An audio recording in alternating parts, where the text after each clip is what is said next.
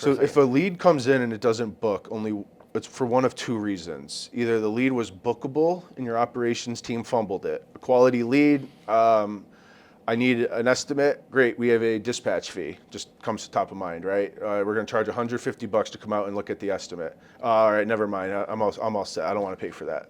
Well, a good CSR is going to handle that objection. Well, sir, we have 20 years experience, and they might even be approved to waive that fee to make sure that they can get a higher chance to book that bookable lead. Hey, how's it going? It's Tim Brown, and this is the Hook Better Leads podcast. And today, I've got Kevin LeSage, SearchLight on. Appreciate you. Yes, thank you for coming out to our office. We're going to talk about why you should be tracking your ROI and how to get better tracking today. And really all the things, why we're partnering together a little bit. Because, we're investing in SearchLight, and we believe in it, deeply, and to the point where, new customers, this is we're covering it. I get it. And current customers, we're getting a good deal for you. Mm-hmm. So we're pretty stoked. Looking at what you've seen at Hook Agency, talk to me about the landscape of agencies out there and why people resist ROI clarity dashboards. That's my shorthand for what you guys represent. Fair. ROI clarity dashboards. Why do people resist that usually? And let's start with that. I've been in marketing for 15 years, and there's been new shiny objects, seems like weekly for the last 15 years, right? The new tool, the new tech thing that you need, and as an agency, you're protective of what you've built and the experience you bring to these conversations, right? It comes with years of learning and falling and getting back up to where you feel like you have enough confidence to build custom strategy with everything you've learned over the years. When you look at introducing a new measurement tool with an agency or with a contractor, there's always doubts. This is how you make your living, right? If I bring a new tool and it's saying that you're doing bad, that's not going to be good for your business, right? So naturally, I think when people integrate with SearchLight, there are some doubts, and people want to get in, they want to poke holes, they want to get their hands dirty a little bit. But once you do that, we're our own worst critics, right? So we've gone deeper than any agency or contractor is going to quiz us on. So we welcome that confidence. When clients want to sign up and the agency wants to get on a call and learn more about it or try to poke holes, we're 100% transparent. We're not hiding anything. And in fact, we've been in your seat for 15 years running an agency. We have that same level of experience. So I feel like I understand where you're coming from, and I've built tools that actually support where you're trying to go. They're not hindering that. How about the ones that jump on board? And obviously, I understand why contractors jump on board, right? Because there's I need to get clarity around my marketing spend. It feels unclear. Even if I'm doing good, it still feels unclear. Attribution feels unclear. So we're going to talk about attribution today. And I think that's a pretty big part of marketing, right? Trying to get attribution. Yeah, contractors, I don't care what you're doing, you want to know if it's working or not. And historically, working was lead cost, lead volume, impression share, click-through rate. My dad's a plumber. He's been a plumber my whole life, and he thinks that's all bullshit. If you're not making money, you're not booking jobs, what does your click-through rate mean, right? Maybe that's the title today is your marketing working? Yeah, is your marketing working? Define working is what I would always say, right? Yeah, I could ask money. 5 people, you're going to get 5 different answers. Yeah, give me money. Yeah. That's what working means. So black and white, right? Yeah. That's what did I spend? What did I earn? Where was the drop off in between? Yeah. That's SearchLight, right? We remove the ambiguity. I don't care if your click-through rate is great and your lead costs are, top tier. If your booking rate is 5% and 95% of what's coming in is trash, then all of those vanity metrics look good on the surface level, but don't mean shit for the contractor. And contractors, every business has doubts with marketing agencies today, right? There's no quiz you have to take to prove you know what you're doing. Anyone can be an agency. So I think naturally there's concern with contractors when they're signing up with agencies and they have the same pitch with a different flavor, all talking about the same thing. Lead costs are going to go down, volume's going to go up, year over year is going to look great. then they get 3 months in, and it's not always the case, right? Attribution and ROI based on dollars eliminates that. There's no more ambiguity between the agency and the contractor. Success is revenue. Talk to me about, as much as you're willing to share, about the secret sauce. From what I understand, your tool has some ability to track ROI back on things that maybe from a Google ad that like happen later, or am I misunderstanding that? Essentially, like getting clarity around that when it closes from the CRM, essentially. So if something closes in the CRM, Yep. and tracking it all the way back to the Google ad, that's a long journey in a way, and sometimes it's a windy one. Of course. And that's the question, I guess. And I'll give you a few more examples after this, but let's focus on that for a second. It's a windy journey to attribute, and I'm assuming it still can get lost in your guys' system sometimes. Yeah, I mean, what we're doing that's different is we're just integrating with every customer touch point. So every ad platform, every conversion tool, the CRM, and we have an analytics platform that's event-based. So I can see that you clicked an ad on a day and time. I know what ad you clicked and you came to the website. If you click, call, form, whatever it is from the website, that's time-stamped. So I'm pulling in every single lead, every conversion path, every ad integration to one system where I can chronologically see the order of events. So now I can say, Tim did click an ad on Google 90 days ago, but it took him a while to get the financing. So once he got the financing, the job closed, everything moved forward, the job was completed, but that process took 4 months. And in that 4 months, you're talking to that client multiple times and they're calling back in through different sources. We're ignoring all of that. Messy middle. Messy middle is exactly what I was going to say. And we're just going back to what was the first lead source that Tim submitted when he started the conversation with the business. Because that could be through pay-per-click. Then you hang up, you talk to your wife, you call back in the next day through Google Business Profile. Should Google Business Profile be getting credit for that revenue? I don't think so, right? That's not the lead source that brought in the business. Automate your communication with Proline, the only communication-first CRM for roofers. Because when you fix your communication, you'll sell more jobs. We had 200% growth, and I attribute that to Proline. But just with one automation, I was able to get 25 Google reviews. Proline's not going to win the beauty pageant, but it will save your Saturday.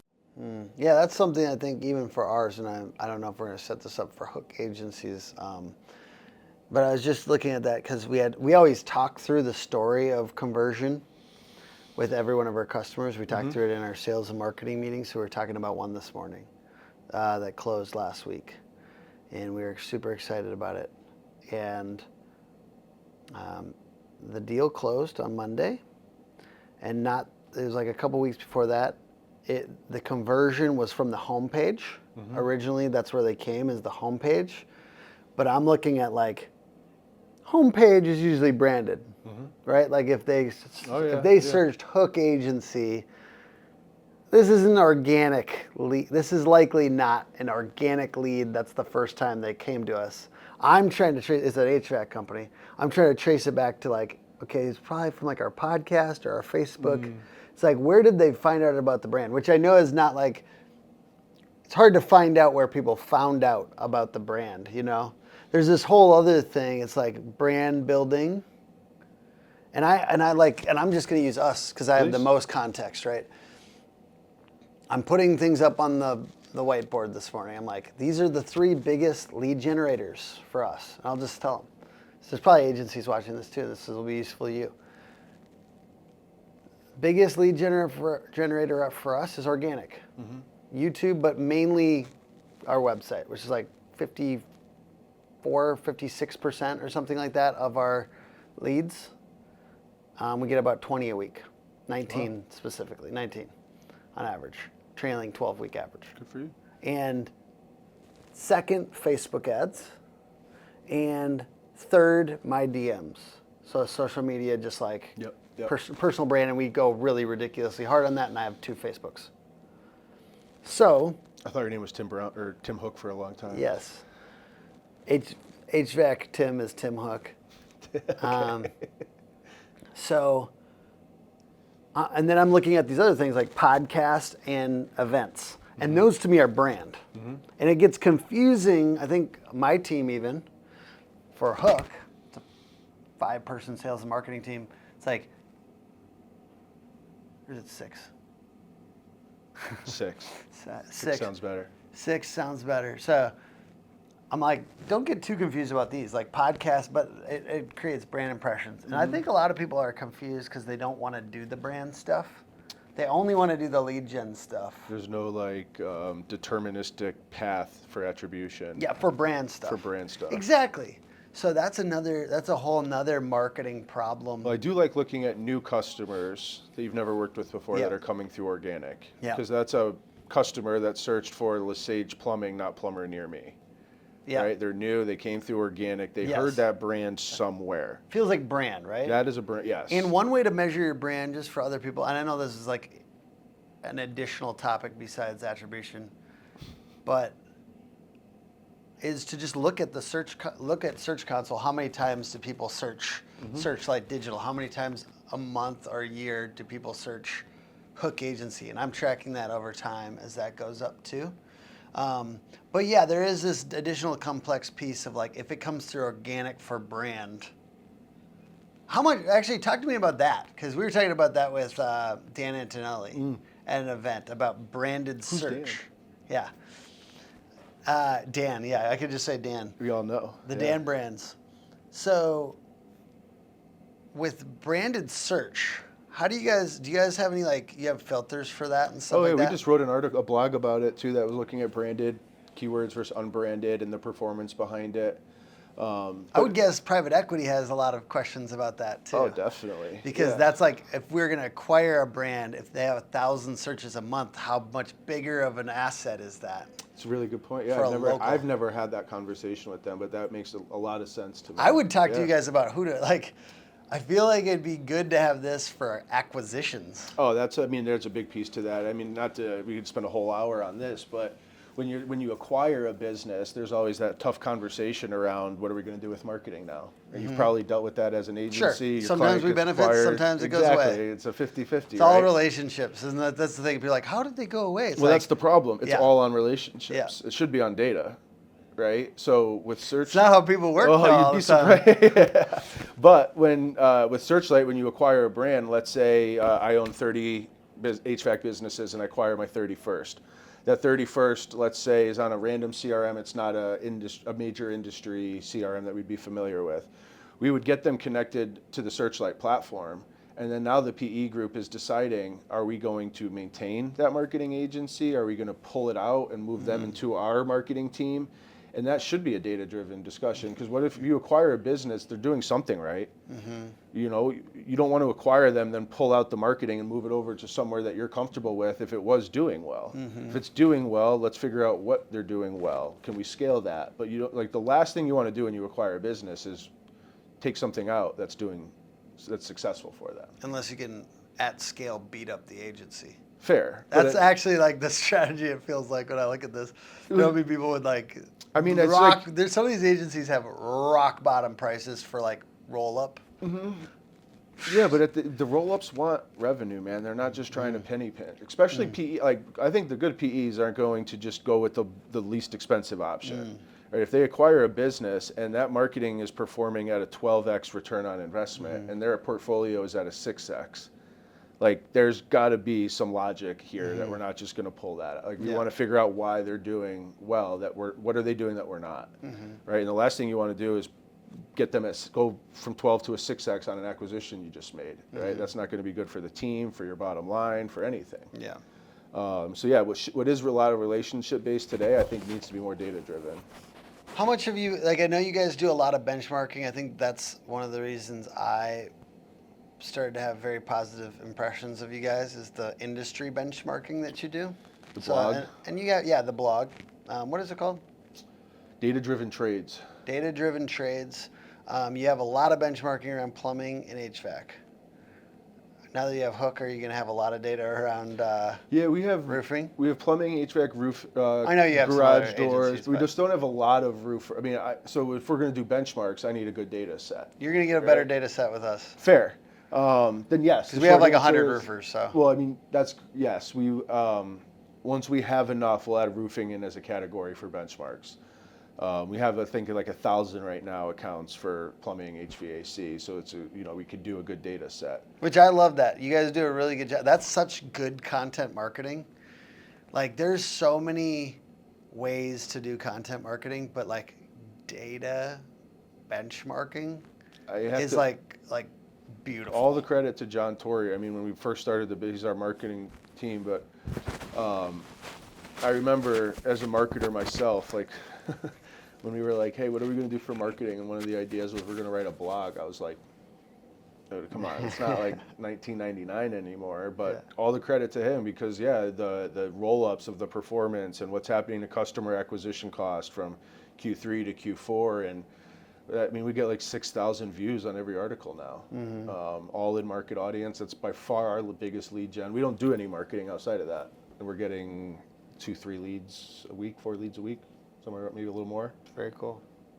I know we're on the roofing podcast, but give me like a little update. Like, have you looked at the recent benchmarks from the last couple months? Anything? Here's what people don't realize that they got to understand is 60% of all unique leads don't book a job, and 80% of your unique leads don't buy a service. So once 80% of your leads don't buy, why the hell are we measuring success by cost per lead? Right? Like if you actually think about it, if you would never grade success on something where 80% of them didn't translate into profitability or something, right? I don't remove digital marketing from this conversation. 80% didn't work. Only 20 did. Why is that the KPI to define success? Just a leading indicator. Leading indicators are sometimes useful to measure effort and just activity, right? I think but I mean, effort and activity to me are bullshit. Yeah. Right? Like again, are we making money? Right? My dad at the end of the day, black and white.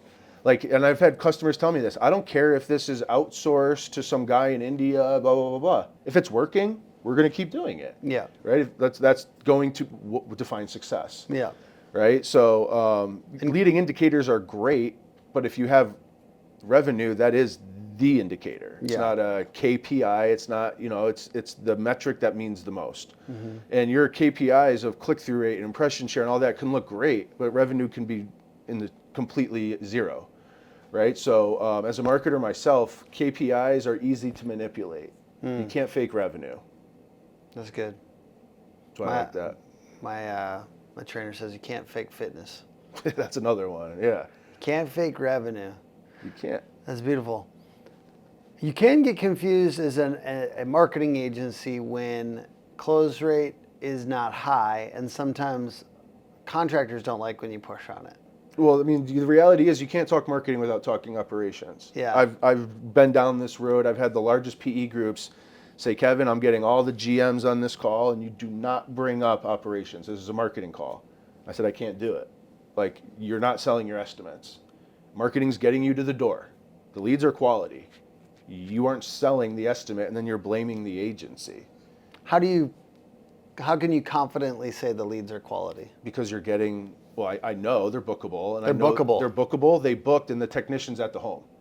So you are at the home giving an estimate. That is marketing's finish line. At that point, marketing is giving the baton to operations and saying, I hope the tech's good at his job. Because he's going to go in the home and he better not have muddy boots, drunk, reeking like cigarettes, because then you're not going to sell any of the jobs that the leads are getting you, right? Okay, let's zoom in right there. I think this is a good part of the conversation. Let's do it. Where is the line? Because, and I'm like thinking I can get a truck in the driveway as a marketer. That's my job. And I could go even say I can get you a book job, but if you're booked out 3 weeks and they find someone else and cancel you, is that marketing's fault or is that cancellation on operations? Does your company want to build your brand and get more jobs in the neighborhoods you're currently working in? The Brick by Brick playbook allows you to establish your brand, your reputation, and gain trust in any neighborhood in your service area with a series of 4 postcards sent once a week to the neighbors of your current jobs. If you want to get more work in the neighborhoods you're currently working in, get with the team at Dope Marketing and get your Brick by Brick playbook set up today. And then bookable, right? Bookable. Let's come back a little bit to bookable. How many times, like based on your experience, on average, is it people not booking stuff that should be booked? Do you ever? Oh, we have all Is the there data. like a metric for that? Talk to me about when you know that's off, because you could just say, oh, these are shit leads. Like it could be like, no offense to Facebook leads, but sometimes Some of them, yeah. just sometimes, right? Especially those native forms. I'm They don't just- even remember filling them out. I don't. I just scroll It's like past a it and it's like you got six-step process, and somehow they're like, I never filled that out. We've like been doing it where you like have to like confirm by a text and all these different things. Like this is all awkward, but Yeah. we've been getting higher qualified. But like, where is that line? Talk to me about that line for a So second. if a lead comes in and it doesn't book, it's for one of two reasons. Either the lead was bookable and your operations team fumbled it. A quality lead, I need an estimate. Great, we have a dispatch fee. Just comes to top of mind, right? We're going to charge $150 to come out and look at the estimate. All right, never mind. I'm all set. I don't want to pay for that. Well, a good CSR is going to handle that objection. Well, sir, we have 20 years experience, and they might even be approved to waive that fee to make sure that they can get a higher chance to book that bookable lead. But if I drive 100 bookable leads and they all 100 are complaining about the pricing dispatch fee, that's operations, right? I drove a quality customer in your service area that had a need that you provide, whether it's a new roof or a hot water heater, whatever it is. That is very I'll share some data in a sec. The other side of the coin is the lead was unbookable. Very classic case, you click a paid ad and ask if you're hiring. I mean, if you listen to paid ad calls, you will always find a bunch of crap in there, right? Because it's just human behavior, the way we treat Google, right? So I want to know, regardless if the lead booked or not, was it bookable? And did it book? And then if it was unbookable, why? Are they out of our service area? Are they services we don't offer? These are all things that marketing controls. Yeah. But if we're driving unbookable leads, then it's on us as the marketer, right? If we're driving quality leads that aren't booking, that's on operations. So there's a second piece, right? The bookable, unbookable, and that's where the definition of bad leads versus Good leads. bad CSR. Yeah. I mean, I have the data right now. Or a bad CSR system. Here's the number It one doesn't reason- necessarily mean, there's a whole other decision it could tree be there. process, right? Yeah. Not just people. But the number one reason we see bookable calls not booking is planned follow-up. Makes me crazy. Give me your number and I'll have the technician call you later today or tomorrow. We're a little busy right now. Give me your number and we'll follow up. That's really that That's common. That's the number one reason. The second one is no immediate assistance available. So think about this one. You're a marketer. You're driving quality calls, homeowners that need help, and the CSR says, "Sorry, we have no one available to help you right now." What is a marketer supposed to do? You're doing your job. You're getting bookable opportunities, and they're not even able to service them. And then they want to call. Then they call you at the end of the month, and they say marketing sucks. Right? Can you be my therapist? I thought I am. This is the ultimate. Dude, I mean, this is what I therapy mean. I've session. been a marketer for 15 years. Yeah. I know what that call's like when they're, oh, this isn't working. And now, historically, what do? You log into Google Ads and you're like, well, leads are up. Everything's looking good.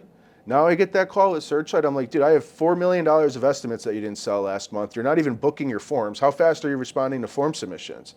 And then here's 400 bookable leads that I brought you, where 200 of them you said no one's available, and another 200 you did, give me your number and we'll follow up, and you never did. The customer's still not booked. But it's lack of data that causes them to always want to blame the marketing agency. I work with these huge groups that have gone through agency after agency with the same problem on operations. The marketing agency is not going to solve that problem. I don't care what agency you hire. You have a problem with estimate follow-up. You have a problem with lead management, your forums, your chats, whatever it is. A new marketing agency isn't going to solve that, right? But for a few months, I think it will. Oh, until the dust settles and things, you know what I mean? Until the hype, and you're back where you were. But I mean, I have seen this now for 4 years of this pattern. And I have contractors that'll go through 6 agencies a year. Yeah. And then they sign up with SearchLight. They got into the data last week when I was talking to them, and they're like, man, maybe some of this is on us, right? And the coolest thing is the number one reason his leads were unbookable was confirming appointment. And it was his idea. He goes, I need to do a better job of outreaching to the homeowner and telling them where the tech is. right? We'll be there in an hour. So they don't go to Google, click a paid ad, and then say, where's the tech? Because that's an unbookable lead where there's confirming appointment is the reason title for that for us, right? So if this guy had 80, in 2 weeks, he had 80 confirming appointment unbookable leads. And he was like, where are these coming from? And we looked at LSA paid ads. He's like, I'm paying for leads for people to ask where the tech is. I should just be doing an automated text message to them throughout the day. We'll be there in an hour. We're 5 minutes away. So the homeowner's not like, where's the tech? Going online and clicking a paid ad and calling and wasting my money. Right? So with these reasons, whether unbookable or bookable, there are levers we can pull to drive more revenue and cut the bleeding or stop the bleeding. Stop the waste. Yeah, I think it all goes in this direction, but I'm like, there's some companies that are really hard to market. And there's two, I'm just going to broadly categorize for a second. You got bad service, like they're not good at their job, their end job.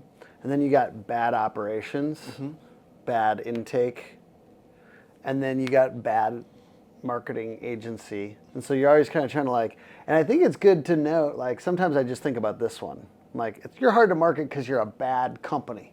You're bad at the service. But it's like more often this, I feel like the homeowner doesn't even know. Something like you do a bad job on the roof, sometimes they don't even know. Yeah. But if you have good operations or bad operations, it's more like really immediately apparent for the marketing company. Because it's like, well, we're doing the same things. We're getting good results over here, but for your company, for some reason, we're not. So what's going on, you know? Yeah, especially when we're in such a like a needs-based industry. Like I'm not picking out a therapist or a gym trainer where I would want like some camaraderie and like some connections with. Like I have no hot air. I have a leak in my roof. Right? There's a real demand here. I am not looking for some fun, cool, hip company to come out and make friends with. I just want someone to solve my problem. Right? I mean, so it's like at the end of the day, like we're capturing demand. We're not creating it in this industry a lot, right? This is the best part. This is why I like marketing this industry or these industries is because I think the creating demand part is the real hard part. Those marketers have a crazy job. You got to like create demand for something. It's like what you're doing with Hook. We were talking about even before. You do a great job of like that upstream creating demand for your company where you're not just relying on the guy that got pissed off with one agency and is looking for someone this afternoon, right? And that would be just like the low-hanging, low funnel, capturing demand that's right there. Like you're building brand authority long before that moment happens with Hook. Right? And I think contractors are, if I were to guess, 95% demand capture, right? PPC, LSA, just when the need's there, I want to be there. But then you invest in branding and all of a sudden, like there's that shift in performance that's not like directly attributed to one call tracking number or one ad. It's your brand is having that. You see that difference though, right? Like if you look at two dashboards, the SearchLight dashboards, you can kind of see the one that's got the brand lift versus the non-brand lift, or no? Yes, yeah, no, definitely, yeah. How does that show up in the data? They're much less dependent. Like if I look at total percent of revenue, it's not, it's not 80% coming from paid ad channels that you can turn off. So it's organic, more organic. Yeah, I mean those poor people that more like like you can kind of see referral in there. Yeah, I mean if you're only, exactly. If you're only doing the low funnel stuff, the second you turn that off, your business is dead. If you're investing in brand, you can wean off of paid ads, and it's you're making up for that revenue in other ways. Right, but if you don't ever invest in your brand, you're addicted and you're hooked on that low funnel conversion, and that's expensive. Yeah, I think that's the thing that's hard for me to like. And actually, this book that you were part of, by the way, thank you so much. How to Become a Hometown Hero. A lot of it is it's interesting because we sell lead gen, but a lot of this is about brand. It's essentially like, because we know if people master brand, then all their marketing goes better. So I'm trying to teach them how to do brand. Yeah. And I'm not saying like brand is in logo or all that stuff, or like even wraps or anything. I'm saying like local, what are you known for? Are you known for something in the local market, and do you repeat that everywhere? Are you consistent? And that's what I'm really trying to get at. And a lot of this is about that.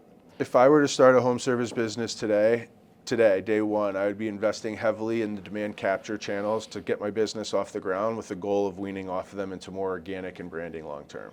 Exactly. Because it's just, and it's hard to get full data on this because the long game and brand, it's very clear to me. Like brand is the long game and makes all your marketing go better. But it's hard to get perfect data on that. Yeah, one of the things we're going to do, we don't have it live now, but I want to have like by channel the total percent of revenue. So if paid ads is 80% of your total revenue, you know you have a problem. The weak brand. Weak brand, exactly, right? Correlation there. So our data, the answers are in our data. It just wasn't designed to tell that story right now. And you kind of have to, read into it a little bit.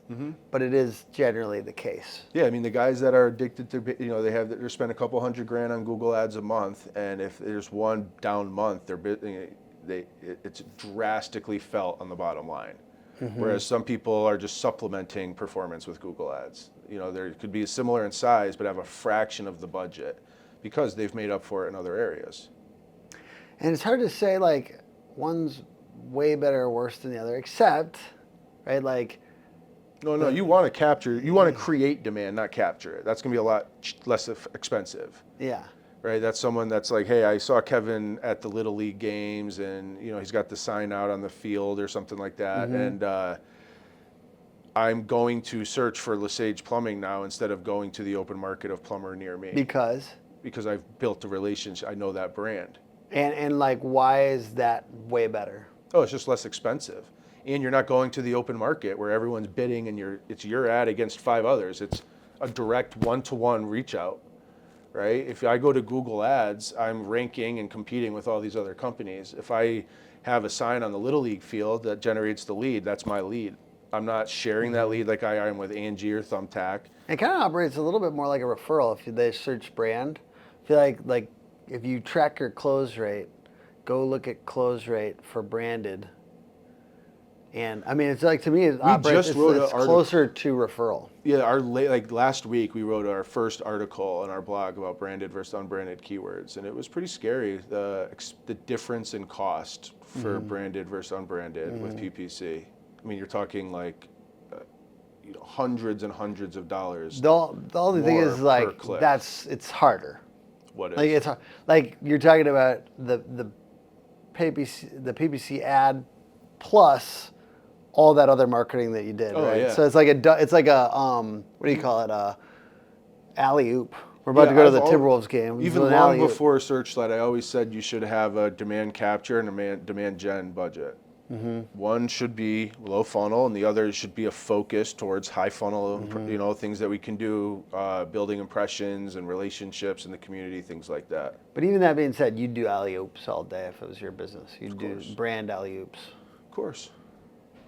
I like brand alley-oop. It sounds like something Dan should be selling. Yeah, he should be selling that. He should be, Dan, go. He has PPC now. Go get the brand alley-oop package. Yeah,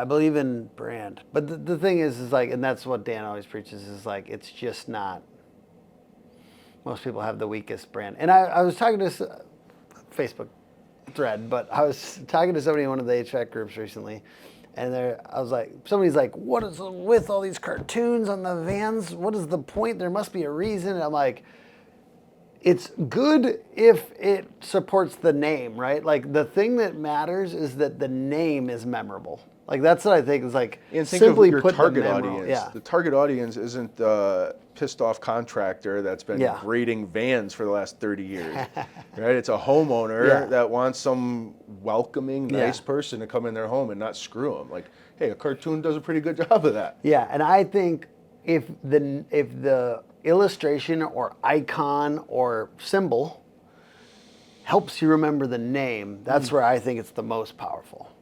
The most powerful is if you see that symbol, cartoon, or icon helps you remember the name, boom. Then it did its job. And I think that even some like the people that copy Dan, because there's copycats out there. I love those posts. We see you.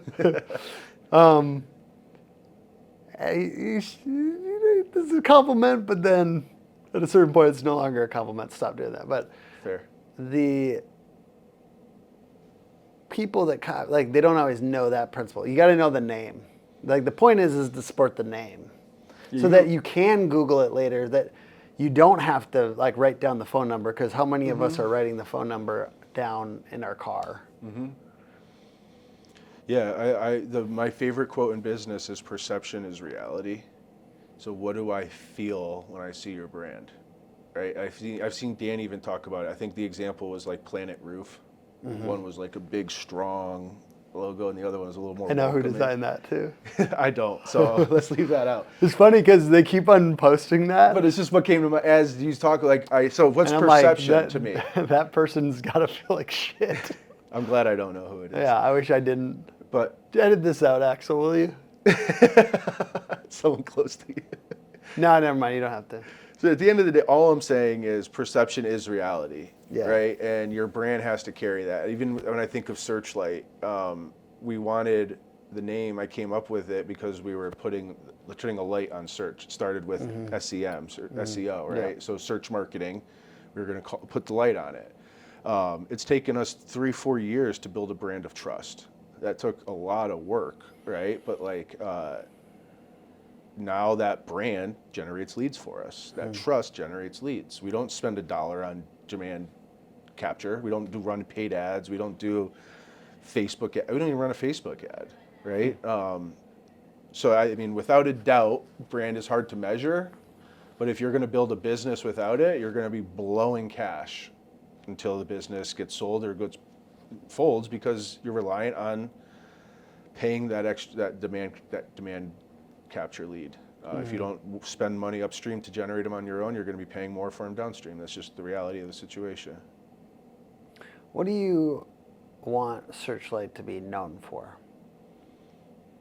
So the average contractor I want SearchLight to be known for increasing lifting the overall industry for home service contractors to better understand their marketing and bring home more money to their family.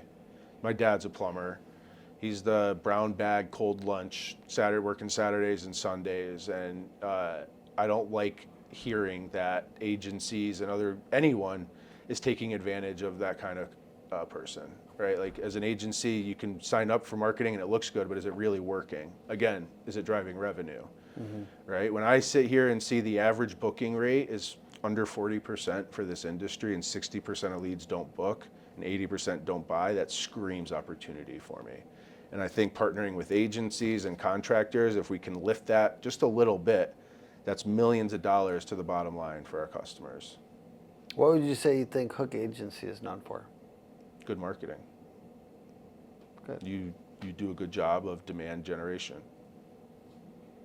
Join us January 5th through the 7th at Oklahoma City Convention Center for RoofCon 2026.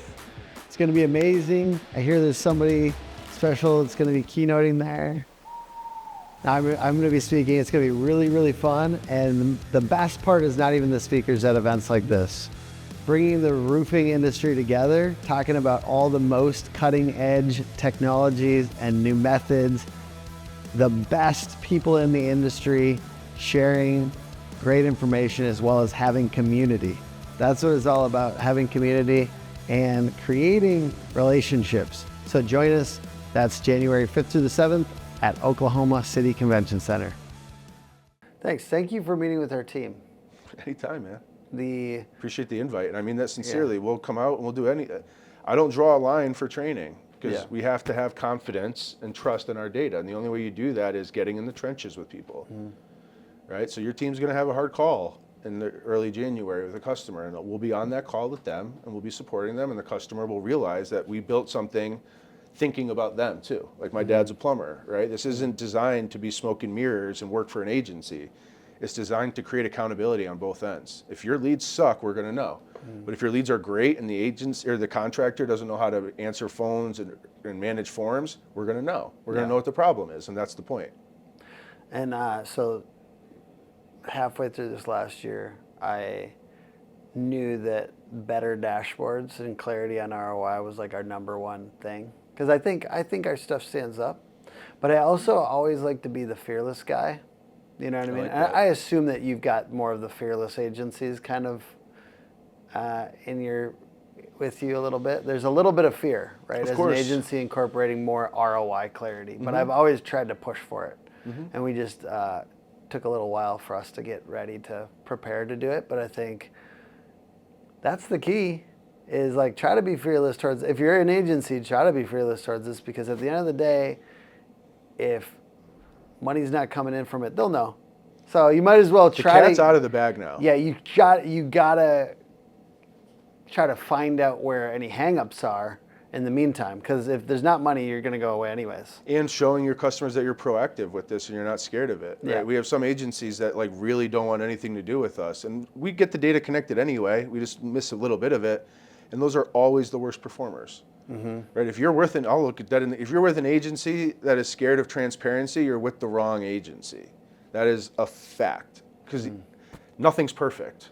Right? I was just telling your team, like, we got to lean into the stuff that's not working. That's what data's here for. If you get on a call month in, month out with your customer and you're like, everything's green, everything's great, it only lasts so long.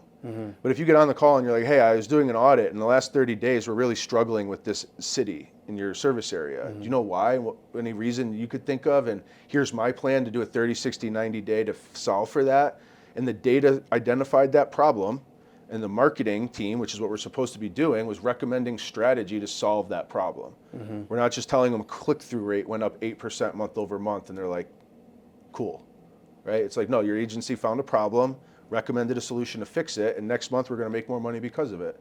And we just do that month in and month out, and that's the game. And so my question earlier about what do I want, or what is Hook Agency known for, but what do I want to be known for, is transparency. I think that that's what's required in this day and age to have any trust with an agency.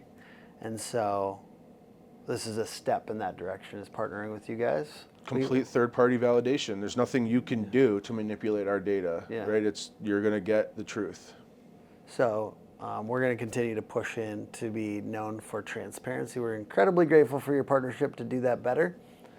Thank you, everyone, for being on. Do you want to give the web address so people can visit? SearchLightDigital.io. If you go to our blog section, there's a Substack there. It's free. You can, log in, or you sign up for the blog. You'll get the emails we do a couple a week, rolling up 1,600 accounts worth of data and talking about trends and customer acquisition costs from Q3 to Q4, et cetera. So there's a lot of good insight in there. Recommend it. Very good. One of the better marketing newsletters out there, essentially. Best, maybe, for the trades. Love it. The podcast is put on by hookagency.com. Thank you guys for watching. And this will be included, any new services in January of 2026. Everyone will have this included. So appreciate y'all. Thank you guys for watching. Bye.